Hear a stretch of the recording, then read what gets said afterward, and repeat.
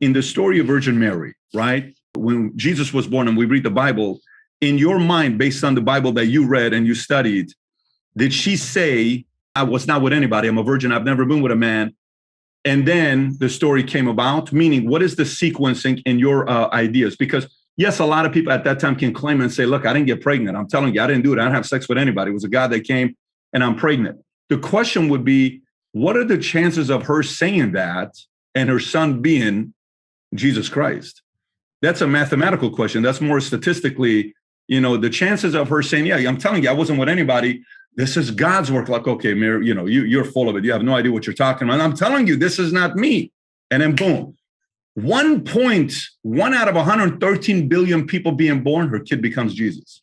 Kid becomes, okay. See, these are, in my mind, two independent events. They're not necessarily tied together. We don't know. People that study ancient Roman gods, can list off some of these names that are not at the top of my head. But there was another one of TYANA. I forget his name now. 2,500 years before it happened to Jesus. There's another story like that. No, around the same time, actually, the same century. Anyway, his name is escaping me now, but there were lots of individuals like this who claimed that they were born of a virgin, were persecuted by authorities, were put to death, were raised, from the dead and went to heaven and so on. The Jesus story is not the only one. So you can't put a calculation on it and then combine these two independent events, the virgin birth and the difference is Jesus story. You know one of them and you can't think of the other person's name. So, but no, there's lots of them. There's lots what I'm saying to you is, what I'm saying to you, I know you say there's a lots of, my skeptic side, I'm more skeptic than I'm a believer. I'm more on the skeptical side, on the believer side, but I'm also a math guy. What is the likelihood of a person saying that and the son ends up becoming who he is and has 2 billion people following this guy? Well, again, these are independent events. Jesus didn't become Jesus because of the virgin birth or anything like that. It's because of Paul. And even there, you have to really trace for about 2 centuries how Christianity became the state religion under Constantine in the 4th century, late 4th century, and you only need like a 1.5–2% conversion rate or birth rate within a religion for it to grow from a few tens of people to a few tens of millions of people to a few 100 million people by the 5th century, all the way up till today to 2 billion people. That's like compound interest. So it doesn't take a miracle to explain the growth of religion. Same thing. You can't say that. You can't say that. Same thing. But the argument you're making could be made for Islam is just as well.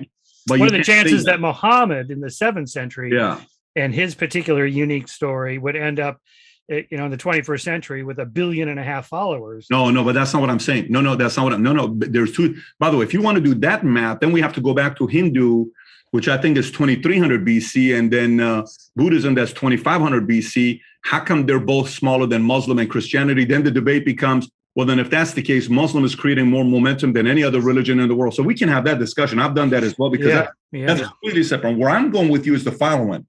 A guy gets up and he says, here's who I am. This is what's going to happen. A woman is pregnant.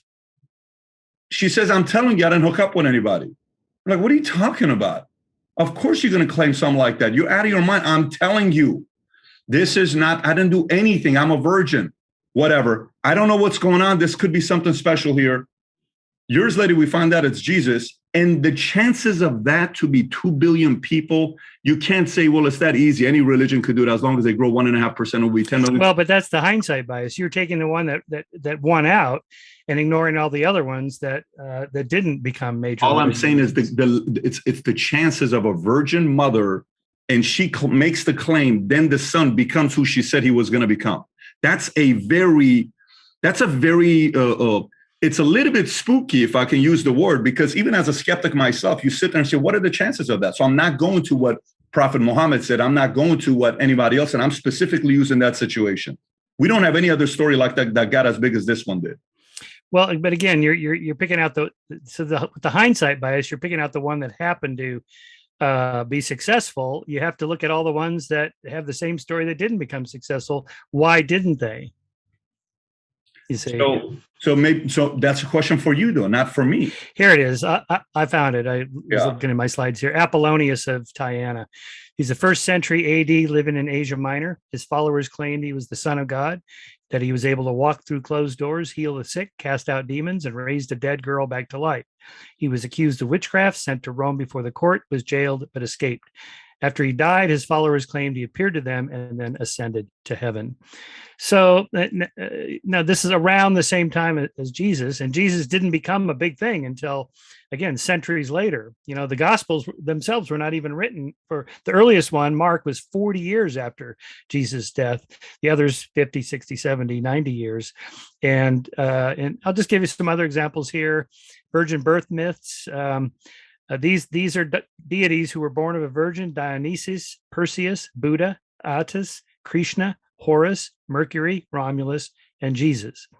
Dionysus is the ancient Greek god said to have been born from a virgin woman, fathered by the King of Heaven, to have transformed water into wine, introduced the idea of eating and drinking the flesh and blood of God, was the liberator of his people, and to have returned from the dead.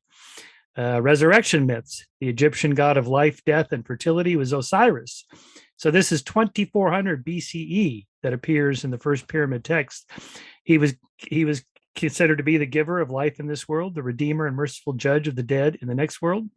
Egyptian kings believed that as Osiris rose from the dead, so would they, in union with him, inheriting eternal life. And by the new kingdom, everyone believed that if they accepted Osiris as their god, they too would be resurrected. Which one of them has 2 billion people that Well, so there you're making an argument for, populist argument that, whoever has the most adherents is more likely to be right. So Christianity about 1.5 times more likely than Islam. No, I simply give it a point. I simply get. Are you a sports guy or no? Are you a person? I'm a big sports guy. Okay, which one? Tell me which sport.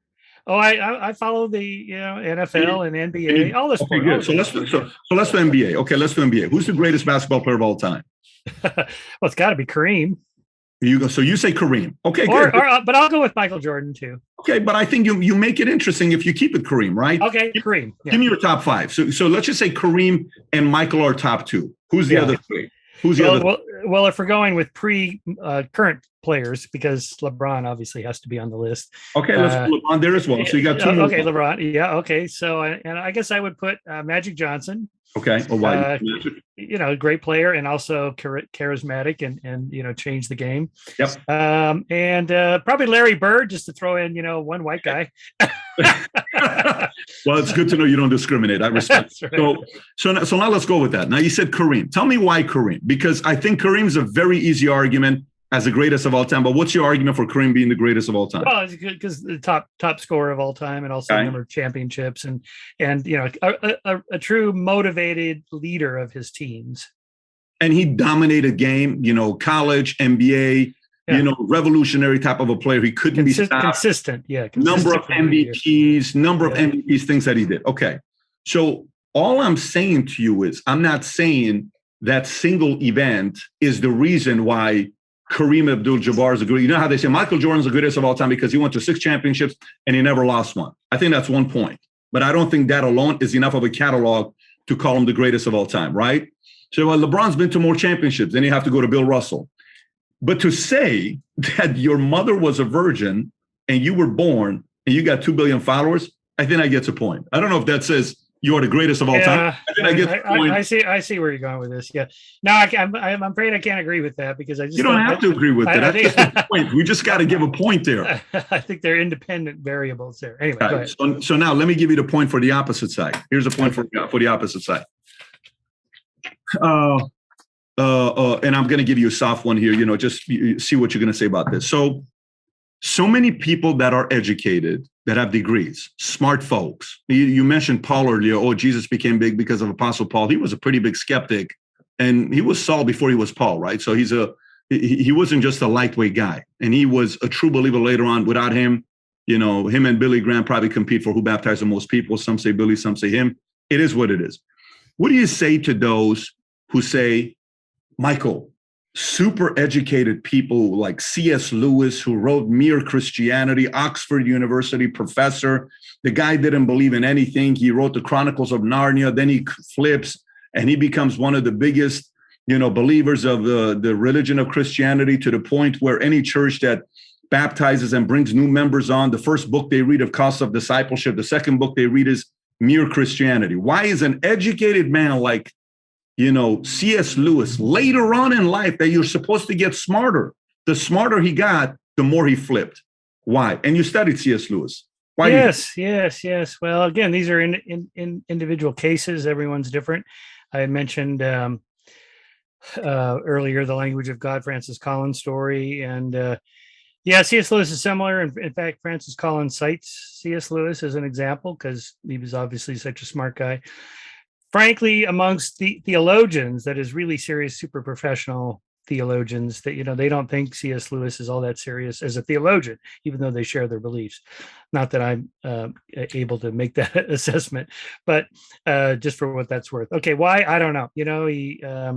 He wrote a beautiful book called The Grief Observed about his wife who died of cancer. Again, he grapples with the problem of evil, the Odyssey. Did you ever see the movie? Did you see? Oh, yeah. Of course. Movie. Yeah. Joy was her name, right? Joy something. I think Joy. It's Joy. Yeah, it was Joy. Yeah, Joy died from cancer, and it really questioned his faith.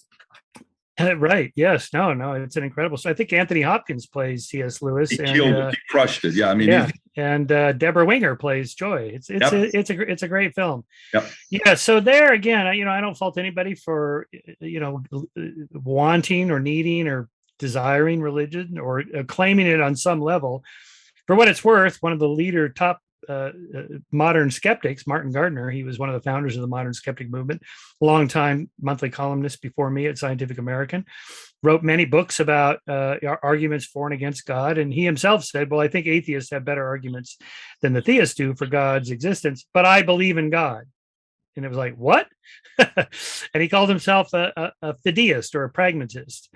Fideist is the correct term, but pragmatist. That is, there are pragmatic reasons for believing in God that have to do with emotional need and meaningfulness, purposefulness in life. And since you can't prove there is no God, and it's one of a handful of Mysterian mysteries, as they're called, like free will and determinism. Scientists tell us that the universe is determined, from whence comes volition or free will. Well, I feel free, so I think of it as a useful fiction, and maybe God is like that for some people, and I think it's something like that for C.S. Lewis, although I don't recall exactly. It's been so long since I studied him that what his reasoning was personally. Everyone has a personal story, and so I think probably it was something along those lines. So if you like this little short clip from an interview I did, click over here to watch the entire interview, and please don't forget to subscribe to the channel. Take care, everybody. Bye-bye.